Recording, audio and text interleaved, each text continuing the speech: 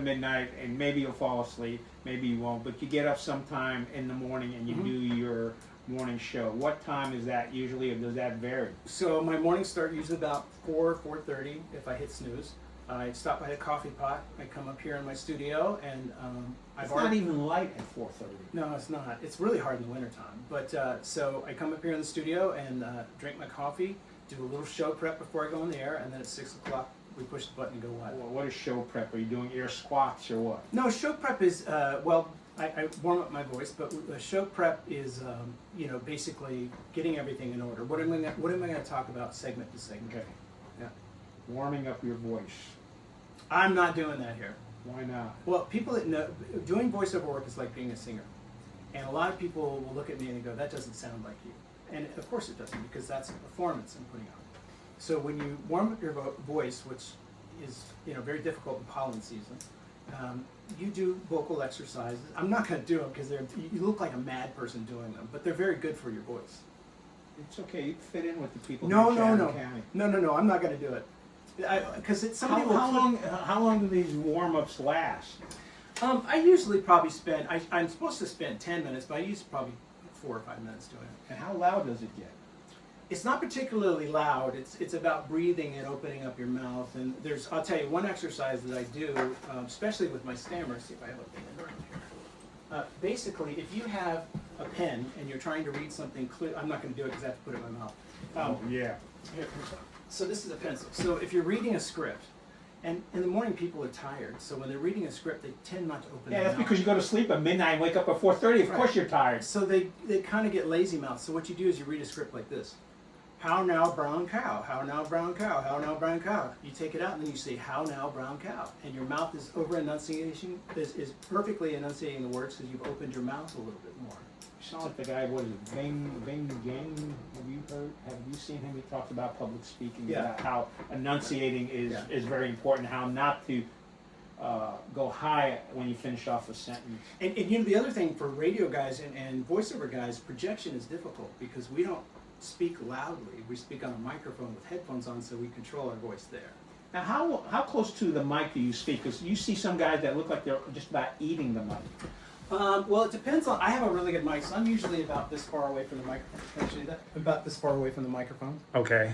Some guys do eat it, and that's why I never like sharing microphones with people because you're getting their disease on it. But yeah. That's good to know. All right, so you do the morning show about what you start at 4:30, but is that when do you record your morning show? So we don't record it. We do it live from 6 to 10, and on days when for example, I went to a networking thing today. I recorded the show last night, but I have the ability to record. Oh, you went to Wake Up Wednesday this morning? I did. Okay. I did. So I have the ability to record anything on the show, but it's kind of cheating if you're never doing it live. Right. And I think live is when the best radio happens. But you're live for 4 hours. 4 hours. What do you talk about for 4 hours? Well, I told you I'm a big rock music aficionado. I love rock music. I love history of music. So we do a little thing every morning called Rock History. I talk about albums and influences there. We do just generalized world history. We also will do what's going on in Chatham County and how things are affecting Chatham County. We just talked about the flock camera situation the other day on the station. We talked about, obviously, the massage parlor. But we try to do something that is entertaining and not just entertaining ourselves, because that's where radio stations go wrong, I think, sometimes. Personalities tend to entertain themselves and not communicate with the audience. And to truly be a small-town radio station, you have to talk about what they care about, not what you care about. Talk about rock history. Are you aware of the gentleman out of Rochester, New York, who started doing a YouTube show for years, and he just talks about... You talking about the Professor of Rock? I'm not sure if he is. Kind of gray-haired guy. Oh, no, I don't know. Okay, I'll have to get you his channel to take a look at, because I'd love to talk to him. You might want to talk to him. I'd love to talk to him, because he's actually appeared in front of Congress talking about AI and how it's affecting music and actually turning. His opinion is AI is turning music into CRAP. Well, let me. Can I just speak about AI? Yes, you can. So, as you know, I have a voiceover company, and we have 65, 66 voiceover artists that work for us. And AI is making it really difficult for those guys to make a living. And what's happening is we're seeing two things happen. First of all, bean counters at large broadcast companies are saying AI is the way to go. And so they'll make this swooping rule that nobody can use live voices, you have to use AI because it's inexpensive, etc. But now what we're starting to see is they're coming back going, it doesn't sound good. Yeah, it sounds artificial. Yeah, and there was a study done by the University of Norway basically about how the human mind reacts to AI versus human voice. And they put people in MRI machines, hook them up and stuff, and basically they would play a real voice and a synthetic voice. You couldn't consciously tell the difference between them, but they triggered different parts of the brain. When it was the human voice, it triggered familiarity and trust. When it was the AI, it triggered uncertainty and not understanding. So basically what happens with AI, you run the risk of your message not fully being absorbed because the person is trying to figure out what that is. And that all happens subconsciously, not consciously. Right. Yeah. Right, so you're on from 6 to 10. What happens after 10 a.m.? 10 a.m. I record the promos for the next day. I take a quick break, eat breakfast, and then I get back in here and I start writing for the next day. I also do all the programming for the station too, so I have to make sure the program clocks are all ready to go and the music's all ready to go. And so I kind of have a schedule every day of the week. Like on Tuesdays I do music and I sit down and go through the archives of music and see what I'm going to add, see what I'm going to take out. And then usually Fridays I program for the next 5 days. So yeah, it's constant. Okay, so that's what you're doing behind the scenes. If I'm a listener, happen to get up at 6 and I'm listening to you through 10 o'clock, what happens as a listener to Radio PBO? What do I start hearing at 10 o'clock? So at 10 o'clock it goes back to, so what you hear is that we have something called the PBO Flow, which comes on at 10 a.m. And it's really a little more toned down. It's designed for the workplace. But it's uninterrupted music. The only thing that you hear other than music are commercials, twice an hour, and we minimize that. We don't use announcers during the day because I've always been a big fan of, if you're going to compete with streaming music without commercials, you need to provide them music. Right. And our music library is really great and getting better all the time. So people our age hear a song and they go, I haven't heard that in 30 years, what a great song. That's the goal. Now, when we have to communicate, for example, when we had that really bad weather last month or so, I stayed on the air till 2 o'clock, and we did updated weather reports because that's the responsibility that you have to your community, and so we do that, and we're able to move pretty quickly and get things on and off the air because we're following social media, the National Weather Service, and things like that. Yeah, we follow, was it the North Carolina Weather Authority, the kid out of NC State? I think he's done a fantastic job. I just watched his video today. Did you? Yeah. I actually want to call him. You should. Yeah. I've thought about doing the same thing because he's got a passion for it, and he explains to you why folks come up with the forecast that they do, and he's kind of like, look, I'm not going to tell you right now because I got to look at all these things. Here are the possibilities. However, you got to wait a little bit before I tell you what my take on it is. Well, forecasting is a serious business, and I'm not a meteorologist, but what I do is I take 5 sources and create kind of an amalgamated forecast. And I tell our listeners all the time, if the weather gets bad, turn on a TV station. Turn on a local weather station, or because we're an entertainment station. When it really hits the fan, you want to be with a source that can give it to you immediately. And I lose listeners that way during the storm, but I hope they'll come back. I was going to say, you're doing a public service, so I guess that's okay.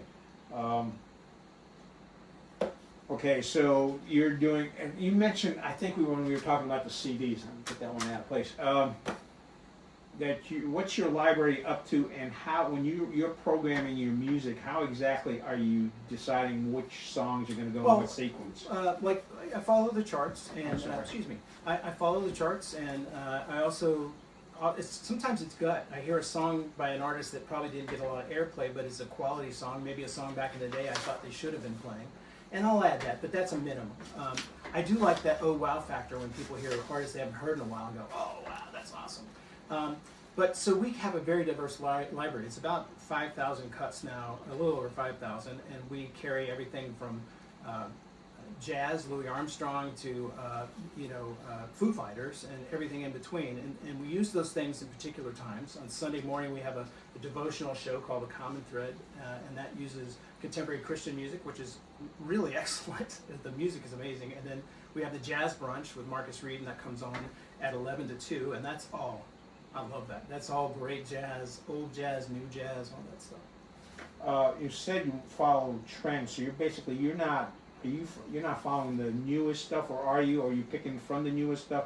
I mean, Very selectively. Right. You're pretty much like you said, the Jones 1970 to mid 2000s. Yeah, or 65 to. It's actually 1965 to like the. You gotta get the Beatles in there.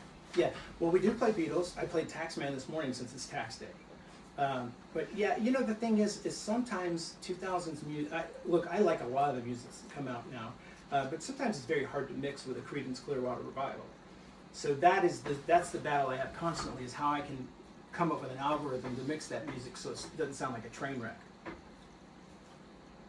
One of the notes that I came up with you that I had asked you before we started is the note said, O'Brien is not a young distractor insisting radio is dead. I'm not, and I would be a hypocrite if I said so, because I have many radio clients across the country where I do voiceovers for them. Broadcasting is an amazing tool, and my only criticism of broadcasting ever is that I think some companies have gotten away from the original purpose and licensing of a radio station. And when radio stations got their FCC license back in the day, their primary thing was to serve the community. Right.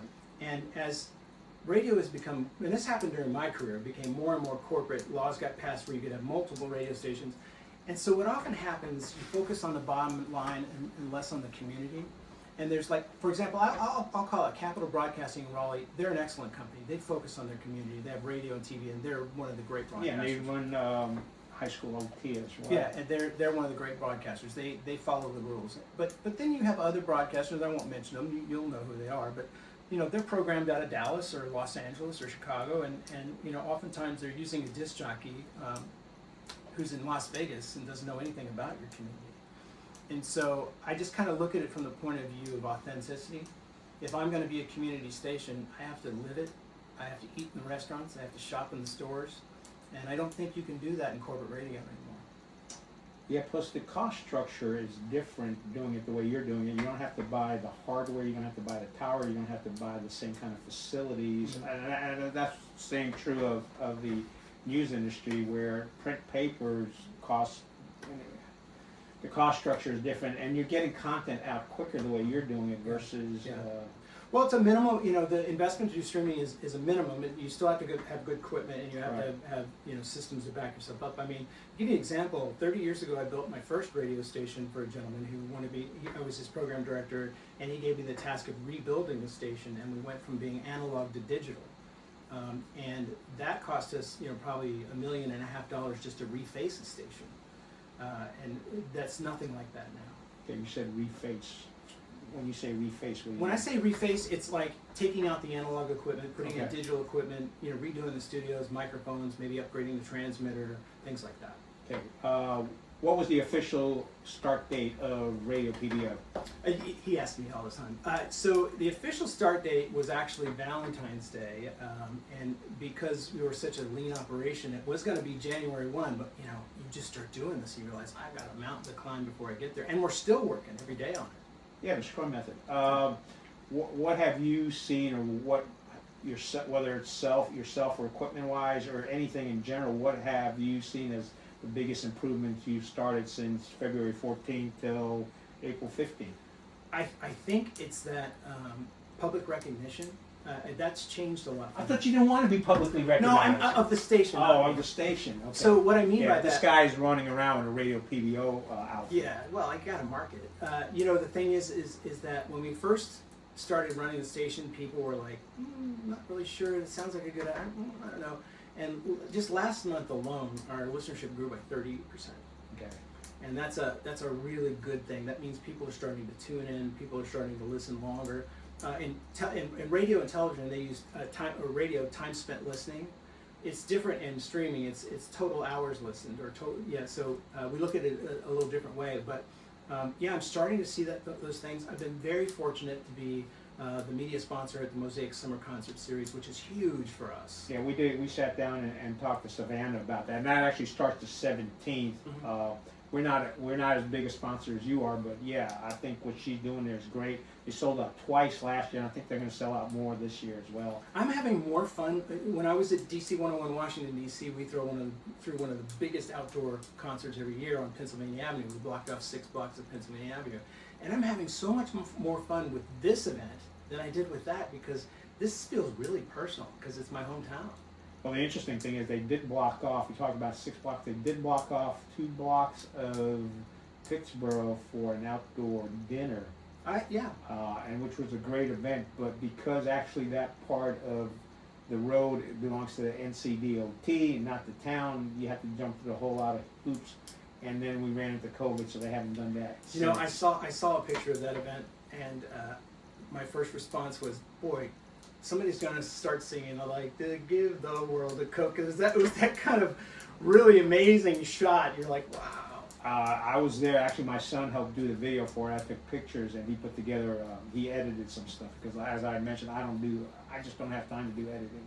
And the mix of people that were down there, it was a great mix, and it was unique. And I think everybody who went there enjoyed it. So, yeah, it was fun to do. Anything else folks need to know about Radio PBO? Oh, website. Website is radiopbo.com. See, it's that simple. Yeah. And let me tell you about the website. So on the website, we have a sponsor for our weather. That Skyline Exterior Group is, and we actually named the weather center after them. So it's the Skyline Exterior Group Weather Center. We have a page dedicated on our website with radar and forecasts and all that kind of stuff. But on the website, there's a tool I want everybody to use. If you're a nonprofit, a charity, or a church, and you want to get information out, you can go to our webpage, and there's a button that says PBO Cares. And you click on that button, and you can submit a PSA right there. We approve them twice a day, because sometimes you put their things on there that aren't really PSAs. But Right, yeah. we approve them, and they appear on the page, and then they get into the funnel for us to talk about them on the air. A lot of stations use PSAs as fillers. We use it as content. So I get that stuff, and whenever possible, I get that on here. You said you do your show from 6 to 10 a.m. Mm-hmm. All right. What if I don't wake up till 11 a.m., but I want to listen to your show? Can I replay it off the website, or is it gone?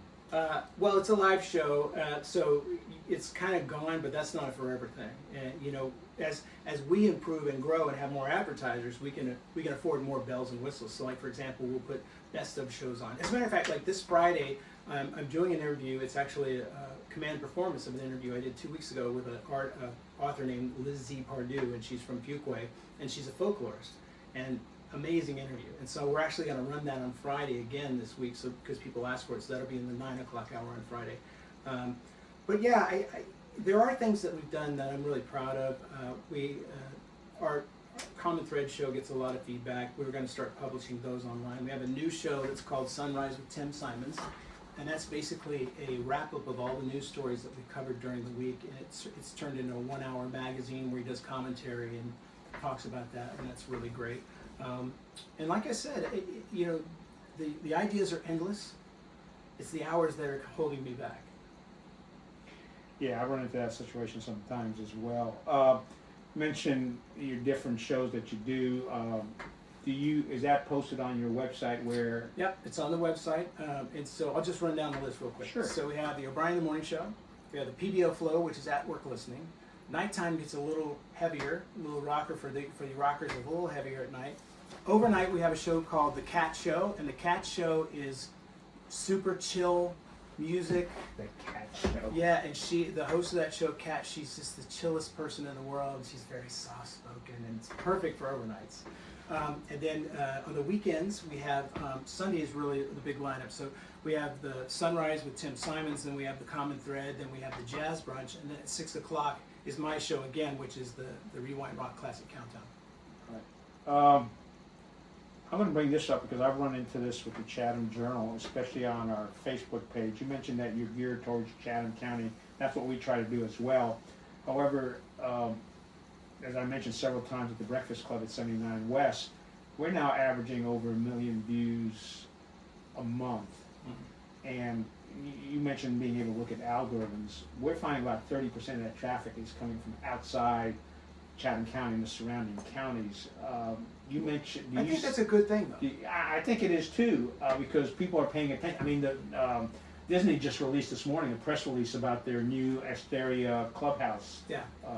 thing. So yeah, people are paying attention. I noticed someone had already posted. Was it Triangle Business Journal already had an article on that? And we posted it up on our website as well. So.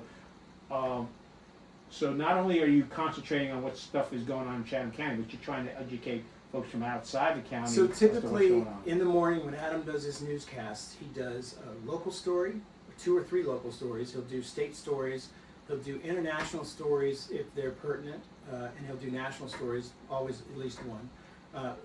My only rule here is that we don't take sides. We're completely neutral. Right. Everybody's at each other's throats anyway, so I'm not going to feed We that. discussed that. And so we just want to be a place where people can be neutral and listen to what's going on in their community. All right. Anything else folks need to know about Pittsburgh PBO? All I will say is that our philosophy is very simple: under promise and over deliver always. And I sign off for my show every day with saying one thing: do something nice for somebody today. All right. And folks, in Chris's situation, that means if you see him out and about, don't go. No, stop it. Don't go Come out say there and hi. Hey, I recognize. Oh, I gotta ask this question. My wife, if I ask this question at a wedding, my wife always kicks me up underneath the table. But folks who have watched me enough know that I ask this question often enough. How did you and your wife meet? I met my wife at a concert. I went to see the Violent Femmes on Pennsylvania Avenue in Washington, D.C., and I was standing in line to get a beer, and she turned around, walked into me, and dumped a beer all over me. And for the following weeks, I kept running into her in different places, and I finally said, all right, I'm going to give you my phone number.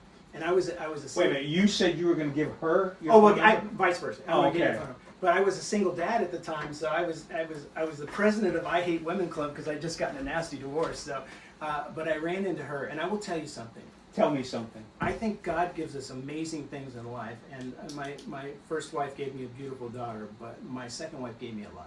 She is an incredibly smart, intelligent, beautiful, wise, perfect yin to my yang. She's awesome. We're going to have to turn that into a short and make sure we post that in time for Valentine's Day. I know, we're obnoxiously. No, it's okay. Yeah, look, you got me beat. I'm still on my first wife. I don't recommend it. I make them one and keep them one. There you go. All right, so folks, Radio PBO, we've had this discussion here with Chris. We'll have a story out as well. Enjoy talking with you, Chris. Me too, Gene. Me too. Look, he and I got to talk about some stuff after this, and then if things develop, we'll update you on it. Thank you for watching, Chris. Thank you so much for doing this. Thank you, Gene. Appreciate All right. it.